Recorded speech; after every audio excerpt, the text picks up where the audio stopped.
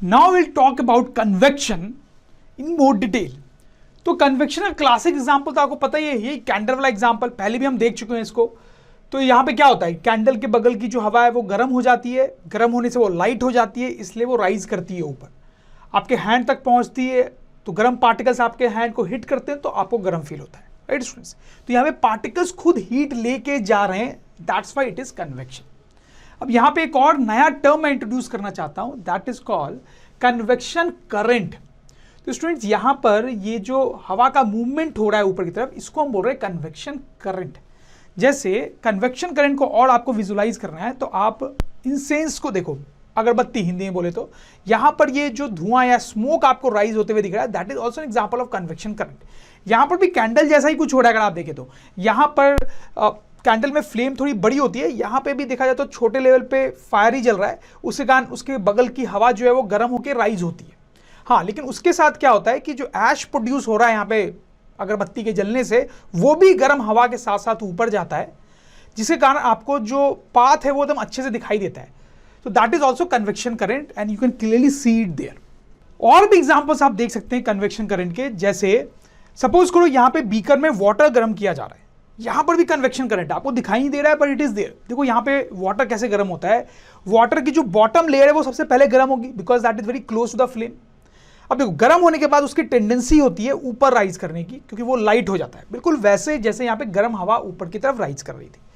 तो ये जो हॉट वाटर है वो ऊपर की तरफ राइज करता है, फिर वो जगह को फिल करने के लिए क्या होगा, ऊपर से पानी नीचे आएगा, फिर वो गर्म होगा, फिर वो ऊपर जाएगा, उसको फिल करने के लिए पानी नीचे आएगा, और यही सिलसिला चलता रहता है कि वाटर जो है ऊपर जा रहा है, फिर नीचे आ रहा है, फिर गर्म होकर ऊपर जा रहा है, and this is going on. तो इस तरह से वाटर गर्म होता है, और यहाँ पे जो करंट डेवलप हुआ है इसको बोलते हैं कन्वेक्शन करंट। स्टूडेंट्स, करंट बोलने का मतलब है ये मूवमेंट ऑफ वाटर, यहाँ पे जो हीट ट्रांसफर में हेल्प कर रहा है, दैट इज कन्वेक्शन करंट। अब एक बड़ा इंटरेस्टिंग सा एग्जांपल देख सकते हैं कन्वेक्शन का, बर्ड्स फ्लाई करती है ना स्टूडेंट्स, तो वो कैसे फ्लाई करती हैं, देखा जाए तो उनको नीचे गिर जाना चाहिए। क्यों? क्योंकि उन पे तो नीचे mg फोर्स लगता है, वो mg फोर्स उसको नीचे पुल कर लेना चाहिए, लेकिन ऐसा होता नहीं है, दे कैन फ्लोट। तो ऐसा कैसे होता है, वो उनके विंग्स के कारण होता है। आप उनके विंग्स को देखो, विंग्स को वो फ्लैप कर रही है, तो विंग्स को जब वो फ्लैप करती है तो हवा को नीचे पुश करती है, हवा को नीचे वो पुश करती है, तो न्यूटन्स थर्ड लॉ से हवा क्या करेगा, बर्ड ने अपने विंग से हवा को नीचे पुश किया, तो न्यूटन्स थर्ड लॉ से हवा उसको ऊपर पुश करेगी, तो उसे ऊपर फोर्स लगता है, और ये जो फोर्स है वो mg फोर्स को बैलेंस कर देता है। ड्यू टू दिस बर्ड्स जो है वो नीचे नहीं गिरती है। समझ में आपको बात? लेकिन आप सोच रहे हो कि इसमें कन्वेक्शन कहाँ आया? हाँ, कन्वेक्शन इसमें बिल्कुल नहीं है। देखो, अब कहानी ऐसी है कि जनरली तो आपने बर्ड्स को ऐसे फ्लाई करते हुए देखा होगा, लेकिन कभी कभी आफ्टरनून के टाइम पे जब बहुत गर्मी होती है तो आपने देखा होगा कि बड़ी बर्ड्स जो होती हैं वो जस्ट इस तरीके से अपने विंग्स को एक्सटेंड करके फ्लोट करती रहती है हवा में, वो विंग्स को फ्लैप नहीं कर रही होती है, तब भी वो गिर नहीं रही होती है। यहाँ पर क्या चल रहा है, यहाँ पे तो वो फिजिक्स चल नहीं रही है जो अभी भी मैंने आपको बताई। तो देखो यहाँ पे क्या होता है, क्योंकि बहुत गर्मी का टाइम में ही ऐसा आप देखते हो, तो यहाँ पे क्या होता है कि नीचे ग्राउंड है, तो बहुत गर्मी है तो ग्राउंड बहुत गर्म हो जाता है, उसके कारण उसके जस्ट ऊपर वाली जो एयर है, ग्राउंड के जस्ट ऊपर वाली, वो भी गर्म हो जाती है। अब गर्म हवा की क्या टेंडेंसी होती है ये तो आपको पता ही है, तो ये गर्म हवा ऊपर की तरफ राइज करना शुरू करती है, तो ऊपर राइज कर रही है तो बर्ड्स अपनी विंग फैला के वहां पे वेट कर रही है, तो हवा उससे टकराती है, और उससे टकराएगी, ऊपर जाती हुई हवा उससे टकराएगी, तो ऑब्वियसली उसके ऊपर की तरफ फोर्स लगेगा, और ये जो फोर्स है अब mg को बैलेंस कर देता है। समझ में आई बात स्टूडेंट्स? तो यहां पर ये जो हवा का मूवमेंट है ऊपर की तरफ, ये क्या है बेसिकली, ये एग्जांपल है कन्वेक्शन करंट का, राइट? जैसे कैंडल में हवा गर्म होकर ऊपर राइज हो रही थी, वैसा ही कुछ हो रहा है ना यहाँ पे। तो this is an example of convection current which you can see. तो हम कुछ और एग्जांपल्स भी देख सकते हैं, जैसे अगर आप समुद्र के किनारे जाते हो, चाहे वो दिन का टाइम हो या रात का टाइम हो, आपने शायद देखा होगा कि कुछ ना कुछ हवा चलती रहती है वहां पे। अगर आपने नोटिस नहीं किया है तो आप जाके देखो। तो क्यों चलती है मैं आपको बताता हूं। जैसे दिन की बात करते हैं, दिन के टाइम क्या होता है कि जो लैंड होती है वो हॉट हो जाती है, बहुत पानी उतना गर्म नहीं होता है, लैंड बहुत हॉट हो जाती है। तो आपको पता है उसके जस्ट ऊपर की हवा का क्या होगा, वो गर्म हो जाएगी, गर्म होकर आपको पता है क्या होगा, वो ऊपर की तरफ राइज करेगी, कन्वेक्शन करंट, राइट? ये ऊपर की तरफ राइज कर रही है तो कन्वेक्शन करंट। अच्छा, जब ये हवा ऊपर की तरफ राइज कर रही है स्टूडेंट्स, तो यहाँ पे वैक्यूम जैसा क्रिएट होगा, उसको फिल करने के लिए यहाँ की जो हवा है जो पानी के ऊपर है, वो उसको फिल करने के लिए इधर आएगी, राइट? तो वो इधर आई तो आप देखो हवा चली ना, तो दिन के टाइम समुद्र के किनारे अगर आप खड़े हो तो आपको फील होगा कि सी से लैंड की तरफ ब्रिज या हवा ब्लो करती है। I hope you understand this. रात के टाइम इसका उल्टा होता है। रात के टाइम क्या होता है कि वाटर जो होता है वो हॉट होता है, वो थोड़ा गर्म होता है कंपेयर टू लैंड। तो उसके ऊपर की हवा गर्म हो जाती है। गर्म होके क्या होगा आपको तो पता ही है, वो ऊपर की तरफ राइज करेगी तो क्या होगा आपको पता है, उसको फिल करने के लिए लैंड से हवा इधर की तरफ आएगी। I hope you get this. तो रात को क्या होता है, समुद्र के किनारे आप खड़े रहोगे तो आपको फील होगा कि लैंड से वाटर की तरफ विंड ब्लो करती है। तो स्टूडेंट्स, दिन के टाइम क्या होता है, वाटर से लैंड की तरफ विंड ब्लो करती है, और रात के टाइम क्या हो रहा है, लैंड से वाटर की तरफ विंड ब्लो कर रही है। क्यों कर रही है? Because of convection current. ऐसे और भी बहुत एग्जांपल्स हम देख सकते हैं। इनफैक्ट अर्थ पे ज्यादातर जो विंड्स ब्लो करती है उसके पीछे जो रीजन होता है वो कन्वेक्शन करंट ही होता है। जैसे मैं आपको एक और एग्जांपल देता हूं, जैसे अर्थ पे पोल से इक्वेटर की तरफ इस तरह से हवा ब्लो करती है, जिसको ट्रेड विंड्स भी बोलते हैं। इसके पीछे भी रीजन वही है। आप रीजन समझ रहे होंगे कि इक्वेटर के ऊपर जो हवा है वो तो बहुत गर्म हो जाएगी, क्योंकि इक्वेटर बहुत गर्म जगह होती है, तो वो हवा ऊपर की तरफ राइज करने लगती है। तो वहां पे जो स्पेस वैक्यूम जैसा क्रिएट हो रहा है उसको फिल करने के लिए पोल से हवा आती है। I hope you get this.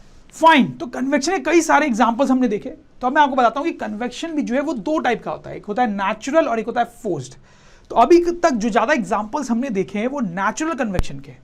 जैसे सी पे जो विंड्स ब्लो करती हैं वो नेचर में अपने आप यहाँ पे कन्वेक्शन करंट सेट हुआ है, अपने आप ये सब चल रहा है। So that is natural convection. फिर स्टूडेंट्स, ट्रेड विंड्स का एग्जांपल मैंने आपको दिया, ये भी नेचर में अपने आप हो रहा है, नेचुरल कन्वेक्शन है ये भी। फिर वो बर्ड्स वाला केस मैंने आपको बताया, वो भी नेचर में अपने आप हो रहा है। So that is natural convection. लेकिन फोर्स्ड कन्वेक्शन के एग्जांपल्स भी आप देख सकते हो। जैसे ये एयर ब्लोअर आपने देखा होगा स्टूडेंट्स, ये क्या करता है, विंटर स्किन टाइप में हम जनरली इसको यूज करते हैं। ये गर्म हवा प्रोड्यूस करता है और गर्म हवा इससे बाहर आती है तो हमें गर्मी फील होती है, राइट। विंटर में हमें गर्मी की जरूरत होती है। Now this is example of forced convection. तो पहले तो आप ये समझो कि ये कन्वेक्शन है। क्यों कन्वेक्शन है? क्योंकि ये क्या करता है, ये गर्म पार्टिकल्स, हवा के गर्म पार्टिकल्स को प्रोजेक्ट करता है आगे की तरफ, फेंकता है आगे की तरफ। तो गर्म पार्टिकल्स आगे की तरफ आते हैं और आप तक पहुंचते हैं और हीट लेके आते हैं। तो पार्टिकल्स मूव करके आपके पास आए हीट लेके। So that is convection. क्यों फोर्स्ड कन्वेक्शन बोल रहा हूं मैं इसको? क्योंकि नेचर में अपने आप नहीं हो रहा है, ये आर्टिफिशियली करवाया जा रहा है थ्रू अ मशीन, राइट। ये मशीन है जो हमने बनाई है, उसके कारण ये हो रहा है। So this is forced convection. I hope you understand this. वैसे फोर्स्ड कन्वेक्शन का एक और एग्जांपल अगर आप देखें तो human heart, that is an example of forced convection. देखो स्टूडेंट्स, आपको पता होगा कि हमारी बॉडी में जो ब्लड है वो फ्लो करता रहता है, ठीक है। तो जब वो ब्लड फ्लो करता है तो वो अपने साथ हीट भी कैरी करता है। जैसे आप देखो, ये हार्ट पंप होता है जब, तो इसके कारण ब्लड जो है वो ऊपर की तरफ पंप होता है और नीचे की तरफ भी बॉडी में पंप होता है। और ये जो ब्लड जा रहा है वो हीट लेके भी जाता है अपने साथ साथ, ऊपर भी हीट लेके भी जा रहा है और नीचे भी हीट लेके भी जा रहा है, राइट। तो यहां पे देखो, हीट लेके जा रहा है, प्लीज नोट, ब्लड हीट लेके जा रहा है, मतलब ये क्या है, कन्वेक्शन। ब्लड के पार्टिकल्स हीट को लेके जाने, तो this is definitely convection. And why it is forced convection?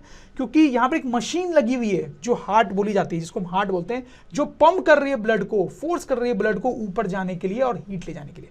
So this is an example of forced convection. तो देखो, हीट ट्रांसफर के 3 मोड होते हैं, कंडक्शन, कन्वेक्शन और रेडिएशन। कंडक्शन और कन्वेक्शन अभी तक हमने देखा है, अब हम रेडिएशन देखना चाहते हैं। जैसे कंडक्शन का ये एक एग्जांपल हो गया, रॉड हीट हो रही है। कन्वेक्शन का एग्जांपल हो गया कैंडल के थ्रू। अच्छा, रेडिएशन का एक एग्जांपल मैं आपको देता हूं। रेडिएशन का बेस्ट एग्जांपल है कि अर्थ तक सन से हीट आती है ना, राइट। ये एक्चुअली रेडिएशन का एग्जांपल है। लेकिन पहले आप सोच के देखो कि ये कंडक्शन या कन्वेक्शन क्यों नहीं है। देखो, कंडक्शन और कन्वेक्शन में एक बड़ी इंपॉर्टेंट बात होती है, शायद आपने ध्यान दिया हो या ना दिया हो। जैसे ये कंडक्शन का एग्जांपल देखो, इसमें हीट ट्रांसफर कैसे हो रहा है। इसमें रॉड के जो पार्टिकल्स हैं वो वाइब्रेट कर रहे हैं, एक दूसरे से कोलाइड कर रहे हैं, उसके कारण हीट का ट्रांसफर हो रहा है। Particles, please note, particles, rod के पार्टिकल्स वो वाइब्रेट कर रहे हैं, कोलाइड कर रहे हैं, उसके कारण हीट का ट्रांसफर हो रहा है। समझ में आ रही बात? वैसे अगर आप इस केस में कन्वेक्शन का एग्जांपल देखोगे तो कैंडल के गर्म होने के कारण उसके अगल बगल की हवा गर्म हो जाती है, हवा के पार्टिकल्स ऊपर हीट लेके जाते हैं। पार्टिकल्स, हवा के पार्टिकल्स ऊपर हीट लेके जा रहे हैं। तो पॉइंट ये होता है कि कंडक्शन और कन्वेक्शन दोनों में पार्टिकल्स इन्वॉल्व होते हैं।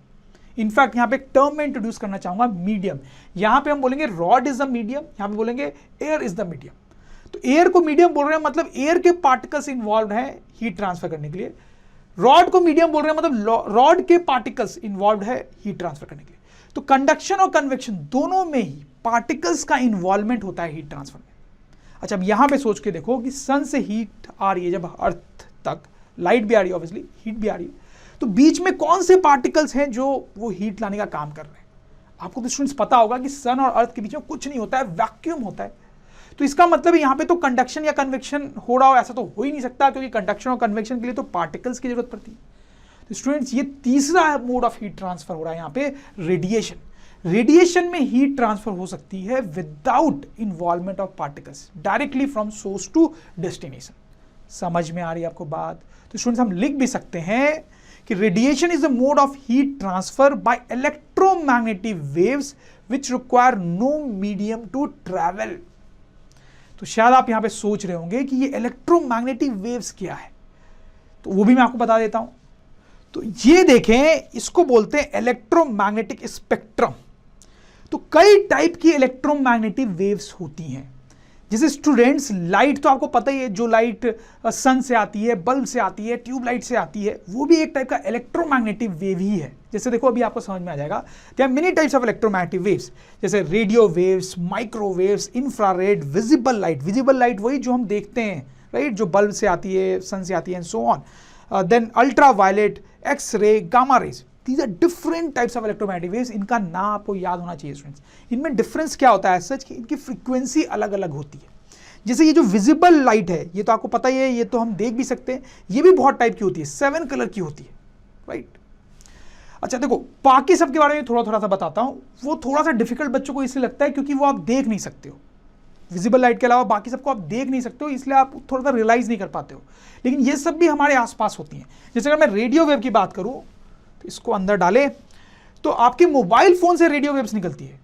स्टूडेंट्स, जब आप किसी को फोन करते हो ना मोबाइल फोन से, तो आपके मोबाइल फोन से रेडियो वेव्स निकलती है और वो पास से किसी मोबाइल टावर तक जाती है। समझ में आ रही बात? वो रेडियो वेव्स दिखाई नहीं देती है, बट ऐसा होता है। और वैसे ही जब आपका फोन रिंग होता है, तो मतलब आपको किसी ने कॉल किया, तो पास से किसी टावर से रेडियो वेव्स निकल के आपके मोबाइल तक पहुंचती है। और जब मोबाइल तक वो रेडियो वेव्स पहुंचती है, तो मोबाइल को समझ में आता है अच्छा कोई कॉल आया, तो वो बजना चालू होता है। तो आप देखो रेडियो वेव्स कितनी इंपॉर्टेंट होती है। वैसे स्टूडेंट्स, माइक्रोवेव्स, ये भी आपको पता है। माइक्रोवेव ओवन तो आपको पता ही होगा ना स्टूडेंट्स, उसमें खाना पकाया जाता है, तो उसमें एक्चुअली माइक्रोवेव्स निकलते हैं और वो माइक्रोवेव्स फूड को कुक करते हैं। फाइन। फिर अगर मैं बात करूं इंफ्रारेड की, तो स्टूडेंट्स, टीवी का जो रिमोट होता है उससे इंफ्रारेड रेज निकलती हैं। जैसे आप टीवी का रिमोट जब दबाते हो तो चैनल चेंज होता है ना टीवी पे, तो टीवी को कैसे पता चला कि आपने रिमोट दबाया? तो जब आप रिमोट का कोई बटन दबाते हो तो उससे इंफ्रारेड रेज निकलती हैं जो दिखाई नहीं देती हैं, और वो ट्रैवल होकर टीवी तक जाती हैं। तो टीवी को पता चलता है अच्छा आपने रिमोट दबाया तो चैनल चेंज होता है। समझ में आई बात आपको स्टूडेंट्स? विजिबल रेज तो आपको पता ही है students. Then next is ultra violet rays. तो स्टूडेंट्स, आपने सुना होगा कि सन से हार्मफुल अल्ट्रा वायलेट रेज आती हैं जो हमारे स्किन के लिए अच्छी नहीं होती है, जिससे हमें बहुत सारी स्किन डिजीजेज हो सकती हैं। तो ये है अल्ट्रा वायलेट रेज। फिर स्टूडेंट्स, एक्सरे, ये तो आपने सुना ही होगा, मेडिकल पर्पज में इसका बहुत यूज होता है। जैसे आप कई बार डॉक्टर के पास जाते हैं, आपको चोट वोट लग जाती है, तो डॉक्टर आपको एक मशीन के अंदर डालता है इस तरीके से, इस मशीन से कुछ रेज निकलती हैं जो एक्सरेज होती हैं, और उसके कारण इस टाइप की रिपोर्ट निकल के आती है। आपने देखा होगा ना इस टाइप की रिपोर्ट, तो एक्सरे से निकल के आती है। हालांकि ये एक्सरेज भी आपको दिखाई नहीं देती है। फिर आती है गामा रेज। इनका भी मेडिकल में बहुत यूज होता है, बहुत सारी डिजीजेस को क्योर करने के लिए उनका यूज किया जाता है। तो स्टूडेंट, समझ में आई आपको बात? These are different type of electromagnetic waves, light is one of them. You can think of electromagnetic waves as something like light. तो रेडिएशन का सबसे अच्छा एग्जांपल तो वही है जो मैं आपको बताया कि सन से अर्थ तक हीट आती है। तो देखो, सन से अर्थ तक लाइट भी आती है, आपको पता है। इनफैक्ट सन से अर्थ तक सारी टाइप की इलेक्ट्रोमैग्नेटिक वेव्स आती है जो मैंने आपको अभी बताया। हाँ, वो दिखाई नहीं देती है क्योंकि वो तो दिखाई दे ही नहीं सकती है, सिर्फ लाइट हमें दिखाई देती है। और ये सारी इलेक्ट्रोमैग्नेटिक वेव्स जब अर्थ तक आती हैं तो वो अपने साथ हीट भी लेके आती है। तो इलेक्ट्रोमैग्नेटिक वेव्स को ट्रैवल करने के लिए किसी मीडियम या पार्टिकल की जरूरत नहीं होती है, वो वैक्यूम से भी ट्रैवल कर सकती हैं, ठीक है, और वो अपने साथ हीट को लेके आ सकती है। और स्टूडेंट्स, यही सिर्फ एक एग्जाम्पल नहीं है, sun is not the only thing जिससे हीट हमें मिलती है थ्रू रेडिएशन। और भी बहुत सारे एग्जाम्पल्स हैं। जैसे आप देखो, यहाँ पे ये फायर अगर जल रहा है, तो इसके ऊपर अगर आप हाथ रखो तो आपको पता है कि हवा गर्म होकर ऊपर उठती है और आपको कन्वेक्शन के कारण हीट मिलती है। अगर आप कोई रॉड आप इस तरह से लगा के इसमें इधर कर लो और इसको पकड़ के रखो, तो आपको जो हीट मिल रही है वो कंडक्शन के कारण मिल रही है, क्योंकि रॉड से हीट कंडक्ट हो रही है।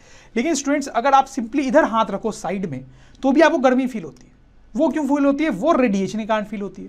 तो होता क्या कि ये जो फायर है वो इलेक्ट्रोमैग्नेटिक वेव्स रेडिएट कर रहा है हर डायरेक्शन में एक्चुअली में, और उस इलेक्ट्रोमैग्नेटिक वेव्स के साथ हीट भी जा रही है।